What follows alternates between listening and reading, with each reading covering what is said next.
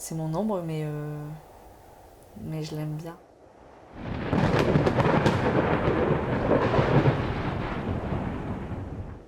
J'ai eu du mal à l'accepter. J'ai hâte de retourner souvent dans cet état. euh, Parce qu'après, je suis contente. Je sais pas, je suis bien. Après chaque combat, j'ai l'impression d'avoir grandi.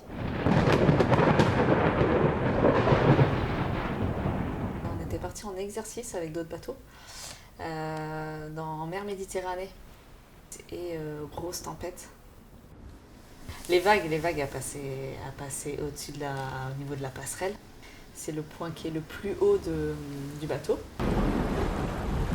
Et là, il y a l'alarme qui se lance. Ceci n'est pas un exercice. Pour ma part, j'ai commencé un peu à paniquer, à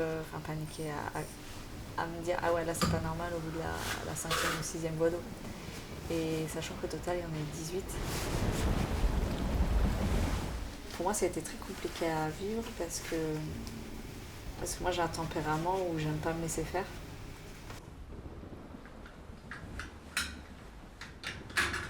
On me sent tellement impuissant, tellement comme un pion.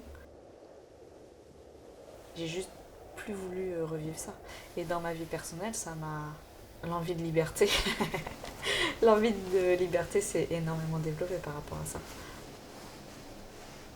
Oui, l'armée, ça ressemble énormément pour moi au MMA. Il y a des choses qui sont similaires. Comme, bah voilà, dans la cage, je suis toute seule. Dans le bateau, je peux être toute seule. Mais il y a toute une équipe derrière. Alors ouais, quand j'étais plus jeune, enfant, ouais. Ma mère souvent me dit bah, tu veux faire quoi plus tard. Et je disais moi je vais être la plus forte du monde. Et j'avais peur de rien. Mais rien, rien.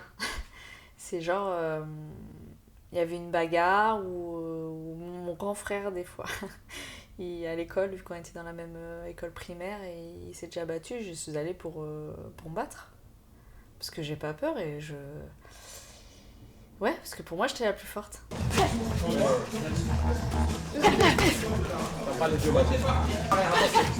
Non, relève sur les appuis. Là c'est bien, ça c'est bien. Ça c'est bien de le faire.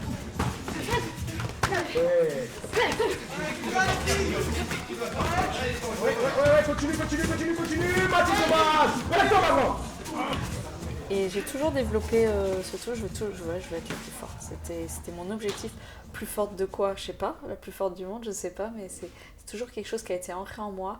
Et dès que j'ai fait quelque chose qui me tenait à cœur, attention, parce qu'à l'école, je voulais pas être la plus forte, quelque chose qui me tenait à cœur, comme le sport. Parce que le sport, parce que je pense pour moi c'était un échappatoire. Là, je voulais être la plus forte dans ce domaine. Eva Dourte, c'est le genre de sparring partner qui est très challengeuse. Donc, quand elle me voit arriver à la salle, c'est pas waouh, qu'est-ce qu'elle est grande, je vais pas pouvoir tourner avec elle. C'est plutôt ok, je vais tourner avec elle et je vais gagner tous mes rounds. Elle a un beau visage, hein. Mais waouh, elle est hyper agressive, oui, bien sûr. Et je pense que c'est un facteur hyper important pour une combattante. C'est le genre de femme qui a besoin d'exprimer ses émotions. C'est le genre de femme qui, à mon avis, ressent beaucoup d'émotions aussi. Et il est important pour nous, parce que j'en fais aussi partie, de les exprimer, ces émotions. Donc qu'elle soit militaire, ne m'étonne pas du tout, c'est logique. Elle a cette rigueur en elle, elle a cette constance, elle a cette discipline, elle a cette éducation. C'est quelqu'un de droit. Ça lui correspond totalement.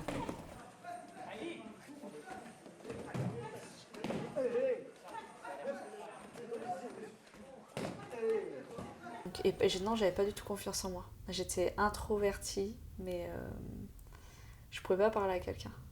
Enfin, quelqu'un que je connaissais pas, c'était très très compliqué. Je pouvais bégayer ou ça arrivait des fois, je rentre dans une salle, je disais pas bonjour. Enfin, je disais bonjour. On m'entendait pas et plusieurs fois on était elle est impolie, elle dit pas bonjour et tout. Alors que si, mais j'étais introvertie. Alors en fait, cette confiance en soi aujourd'hui, enfin moi que j'ai, je l'ai acquis à travers l'armée. Puisque je suis entrée dans l'armée, j'étais mécanicien d'armes, donc je m'occupais des canons, des armes. Et après, j'ai fait un changement de spécialité pour être prof de sport.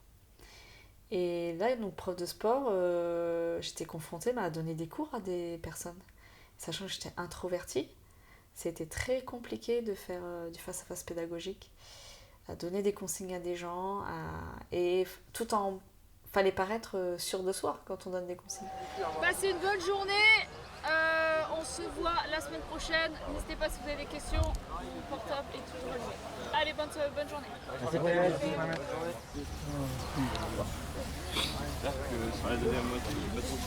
Et en fait, j'ai développé comme ça, une certaine confiance en moi. Et en parallèle, je faisais du sport où je me débrouillais bien. Et le fait d'avoir quelques résultats, ça développe aussi la confiance en soi. On se dit, ah bah au moins on est bon quelque part.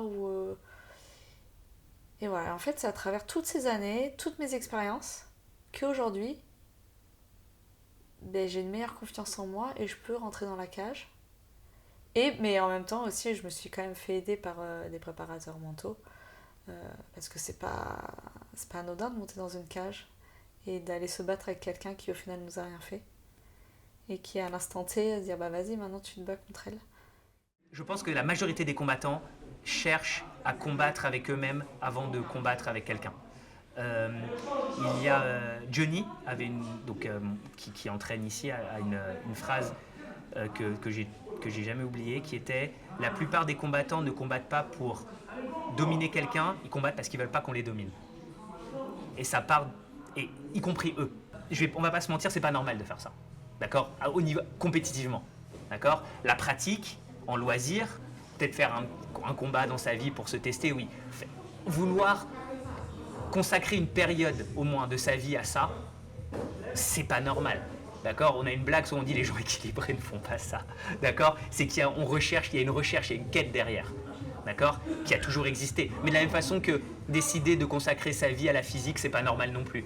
D'accord, à vouloir comprendre ce qui fait, les tenants et les aboutissants du code inhérent à l'univers, c'est pas normal. Et ben là, c'est pareil. Ouais, je pense que le tatouage, par exemple, oui, c'est l'aiguille plus qu'on cherche que le dessin.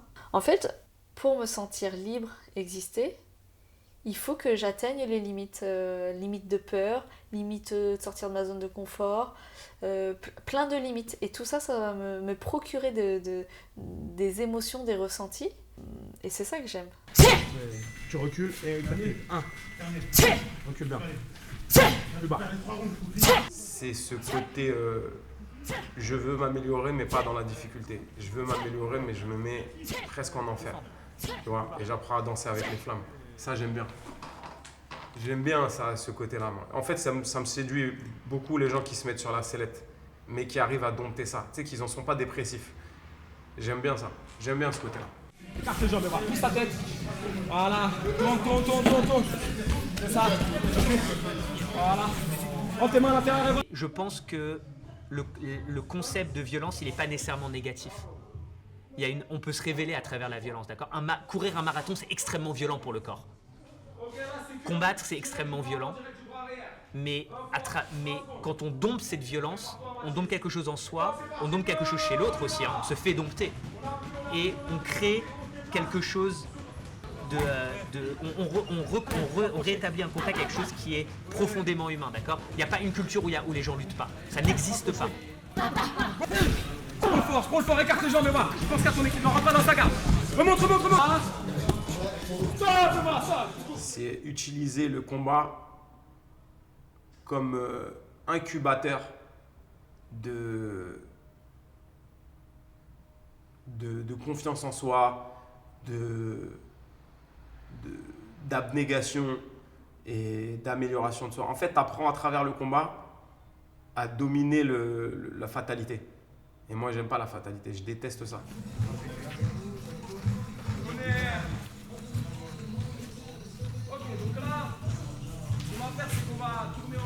Et je vais pas dire que j'aime vivre des moments mauvais, parce que c'est pas du tout agréable. Mais je grandis plus quand je vis des moments mauvais ou durs que quand ma vie est trop simple, trop facile.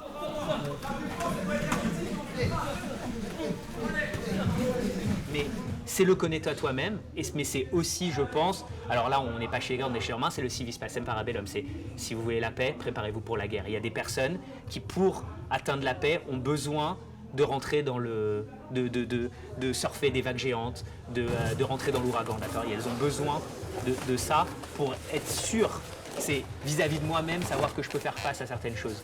Et on voit des combattants parfois qui se révèlent, qui mettent des années à comprendre comment combattre et qui un jour font abstraction de ça. Georges Saint-Pierre disait tout le temps qu'il est terrorisé avant de combattre, il se demande pourquoi il est là. On la sentir. C'est bon là, les enfants. Mathilde, tu vas tourner. Oh,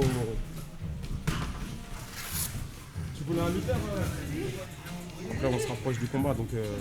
Mais Eva, elle est bien là. Maintenant, il y a toujours des réglages, il y a toujours des trucs, mais en tout cas, mentalement et physiquement, elle est au point.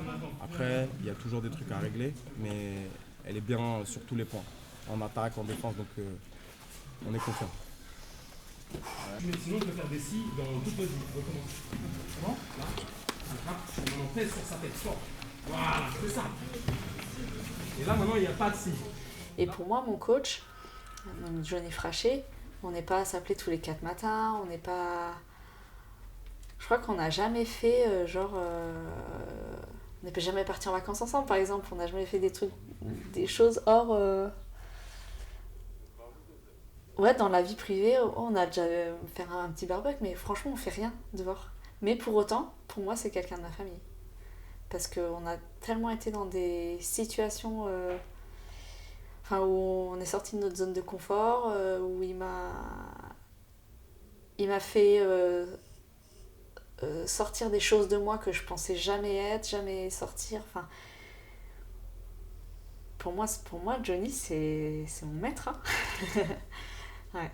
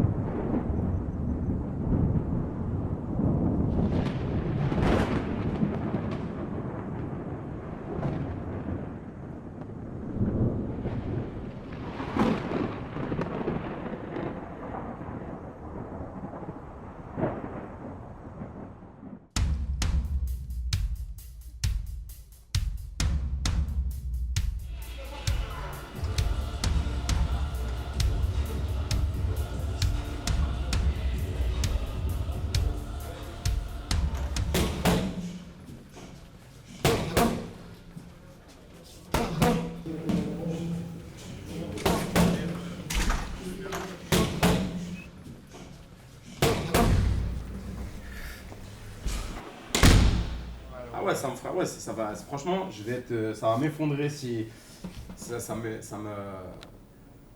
casserait vraiment. Pas dans les autres combats, ça me fait pas forcément ça. Mais elle, si elle perd, ça va vraiment me toucher fortement. Parce que c'est un combat c'est comme si c'était notre récompense, tu vois. Tu vois ce que je veux dire? On est tous les deux, on va dans la cage. Moi, j'ai arrêté de combattre, elle m'a vu faire la transition. Et la petite, elle a progressé aussi pendant ce temps-là, tu vois. Elle parle mieux, elle s'exprime mieux. Elle a toujours bien parlé, mais elle a confiance en elle, elle a de la prestance et tout. Et donc là, elle mérite. On a été en enfer tous les jours, tu l'as vu. Hein. On a été en enfer tous les jours, donc ça me détruirait, ça serait injuste qu'elle perde. Et en tout cas, j'ai confiance en elle. Mais tu as toujours une part de peur, toujours une part de doute. Ouais, là, pardon, elle aide à ce moment-là, avant d'entrer dans le lieu. Mais il faut s'y préparer déjà. Il faut se dire... moi, personnellement, je me prépare quelques jours avant, de me dire, ouais, allez, samedi soir, ok, c'est bon, ça va être la guerre, on va sortir. Et c'est pour ça, par exemple, je mets mon adversaire en fond d'écran pour me dire, ouais, bientôt, on va y aller. Je prépare psychologiquement. Oui, je mets mon adversaire en fond d'écran. Ouais. Pour me préparer. Mais en fait, aujourd'hui, elle me fait plus peur et j'ai envie de la violenter.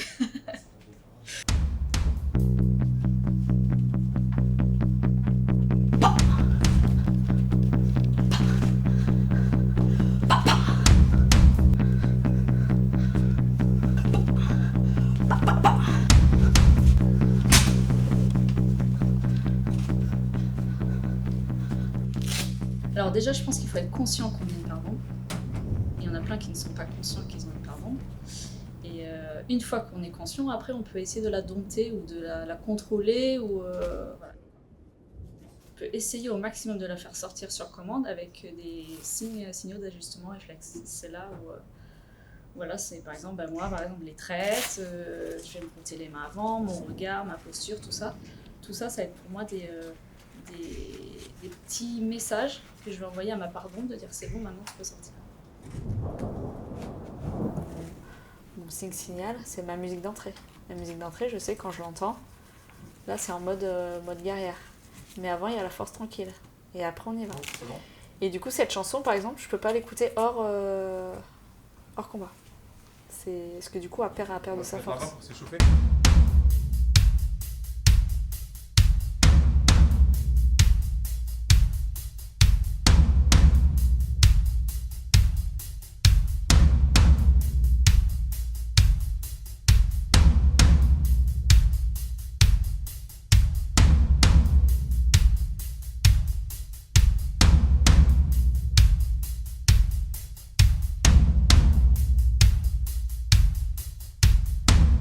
Tu peux garder ton casque sur les oreilles, on va commencer par 2 minutes de shadow.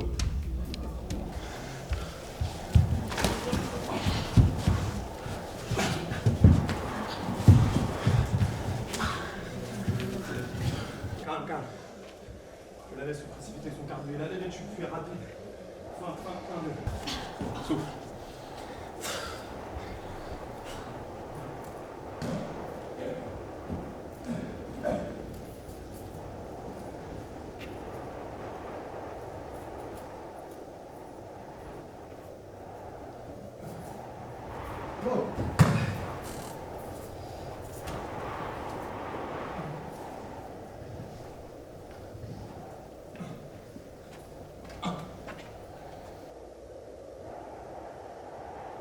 Ouais, l'idée du monstre en elle, ça va plus se développer. Enfin, moi, je l'ai plus vu quand on était dans son corner, où forcément, il y a une petite transformation au moment du combat. Et puis, ouais, les phases un peu pendant la préparation, à la fin, où elle est vraiment dans sa bulle, effectivement, elle est un peu plus dure. Voilà, ce côté-là est un peu plus apparent en fin de prépa, ouais. Enfin, je vois ce qu'elle veut dire, mais je pense qu'on a chacune son rapport à ça. Je parlerai pas de monstre pour ma part. Mais je vois ce qu'elle veut dire, ouais. En tout cas, cette part d'ombre ou cette part de violence, moi je dirais plus. Protège d'or, il est où? Là. Protège dents. Tu vois? Ouais.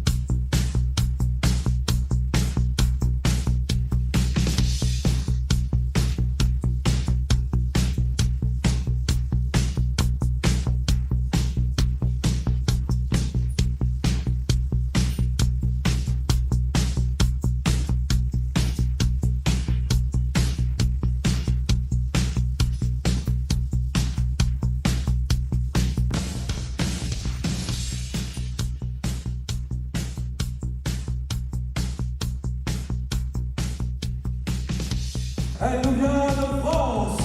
Veuillez accueillir Eva Tourde.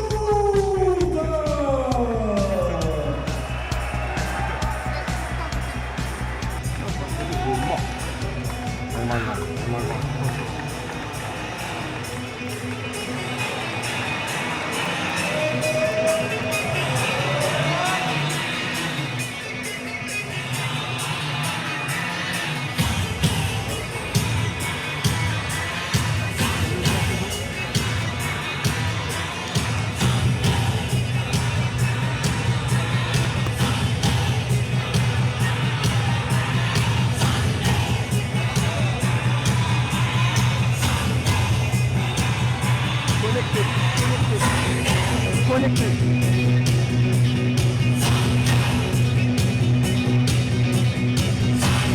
Bien connecté maintenant.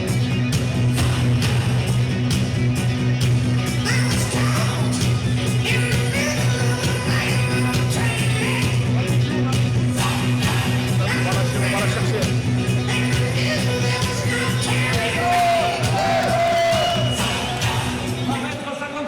51,90 kg, 6 victoires, 2 défaites, un match nul en professionnel. Andressa Gauchilla Lumero.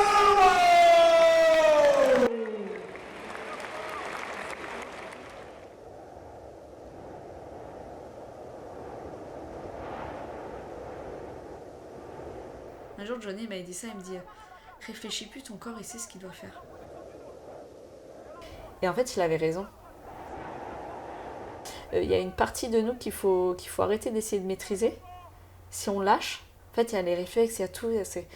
Et je pense que c'est là où on peut atteindre le flow, comme on dit.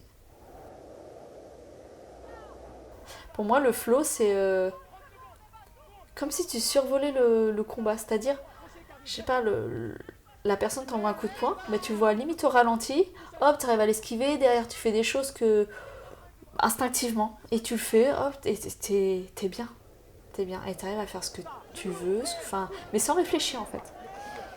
Et pour moi c'est ça l'état de flow. Respire ici, reste là. Respire. 10 secondes devant, tu restes là, cache ta tête.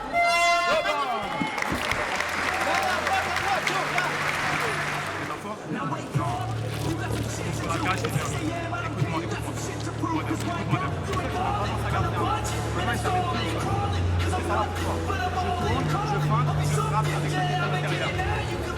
Quand tu le sens, tu prends un mieux au sol. Le mieux, c'est de la mettre sur la cage du crochet, tu la mets au sol, et après tu vas ensuite, quand je te dirai, ok, et bah, elle travaille que sur son bras arrière, elle est tétanisée. Tu la touches, tu boxes, et après quand tu sors, tu l'amènes au sol. Tu tournes, tu touches, tu tournes, tu touches, tu tournes, tu touches. Quand tu défends en lutte, tu fais ta défense, ensuite tu rentres tes mains à l'intérieur. Ça va? Ok, là on gagne, on est en train de gagner. On continue tout le temps. On tourne, tu touches, on tourne, tu touches. On tourne, tu touches, on tourne, tu touches.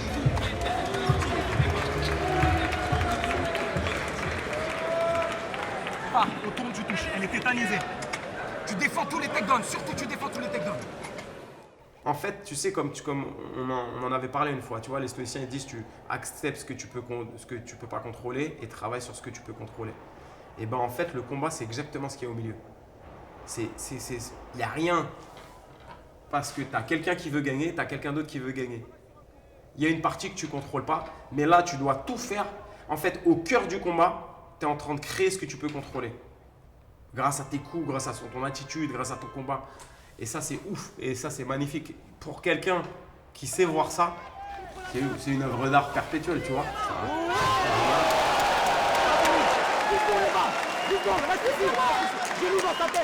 Genou dans ta tête. Et du coup, moi, j'aime ça. J'aime ces situations où les gens, ils arrivent à se dominer, Et Eva, j'ai participé à ça autant que faire se peut. J'ai participé à lui apprendre à dominer ça. C'est vraiment le mot, dominer, tu sais. Dominer la fatalité. La faire tendre vers notre volonté. Et en fait, c'est ce qu'on apprend. Et le combat, c'est que ça. C'est littéralement que ça.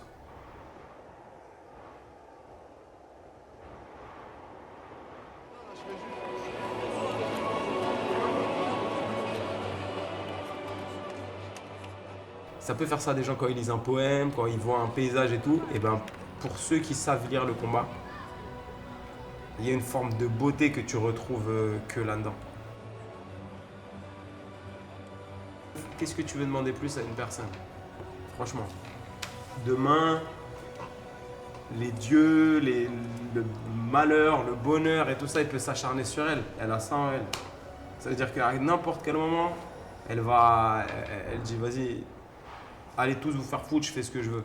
Et je peux surmonter, je peux arriver à mes objectifs. Tu vois? Et c'est ce que le combat t'apprend.